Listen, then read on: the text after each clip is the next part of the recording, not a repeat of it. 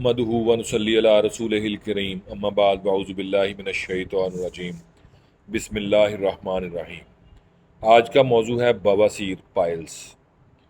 बहुत ही आजकल हमारे पाकिस्तान में तो इसके बेतहाशा मरीज़ हैं और मुख्तलिफ़ स्टेजेस के मरीज़ हैं।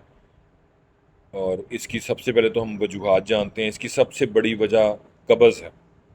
उसके बाद जो सब स्टैंडर्ड मिर्च और मसाले हैं, ख़ास तौर पे हमारे मुल्क में जो मिर्च और मसाले इस्तेमाल हो रहे हैं वो उनमें आर्टिफिशियल फ्लेवर का इस्तेमाल बहुत ज़्यादा है। उसकी वजह से बवासीर बहुत ज़्यादा है। और इसके अलावा ये जो हम लोग बहुत ज़्यादा फ्राई चीज़ों का इस्तेमाल कर रहे हैं, फ़ास्ट फूड का इस्तेमाल कर रहे हैं, इसकी वजह से भी पाइल्स का मर्ज़ बहुत ज़्यादा है। और पाइल्स में खूनी भी है, बादी भी है, इसमें मसे भी होते हैं।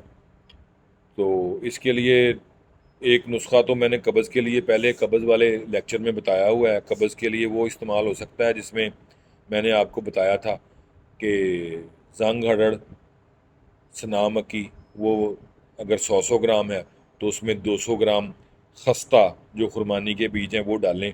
और कब्ज़ की सूरत में ये मरीज़ जो है वो तकरीबन सुबह दोपहर शाम हाफ़ टी स्पून या सुबह शाम हाफ़ टी स्पून भी खा सकते हैं। और अगर बेहतरी आ जाए तो दिन में एक दफ़ा इस्तेमाल करें रात में।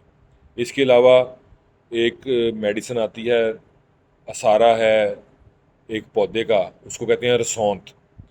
एक आपने रसौंत ले लेनी है 100 ग्राम, 100 ग्राम गंधक आंवला सार ले लें, दोनों को मिक्स करें और उनके कैप्सूल भरें। और वो एक 500 मिलीग्राम का कैप्सूल सुबह शाम खाएं। और इसके अलावा जिन मरीज़ों को खून आता है उनके लिए एक बहुत ही मुजरब चीज़ है, वो है मोचर्स। मोचर्स भी एक गूंद है एक दरख्त की, और उसको आप बारीक करके रखें घर में। और वो 1 चम्मच दिन में नाश्ते के साथ दही में डालकर, तकरीबन 1 प्याली दही में डालकर खाएं। 3-4 दिन के अंदर जिनको बवासीर खूनी है वो इंशाल्लाह ख़त्म हो जाएगी।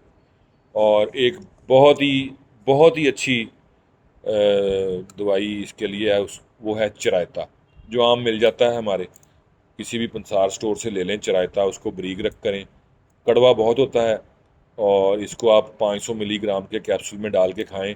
ऐसे मरीज़ जिनको मसे भी हैं, बल्कि मैं ये कहूँगा कि चरायता हर किस्म की बवासीर के लिए शाफी इलाज है। और लेकिन थोड़ा अर्सा तक खाएं, एक कैप्सूल भी खा सकते हैं रोज़ाना शिद्दत की शक्ल में, सुबह शाम भी खा सकते हैं। और मिर्च मसाले और ख़ास तौर पे बड़े गोश्त से परहेज़ करें।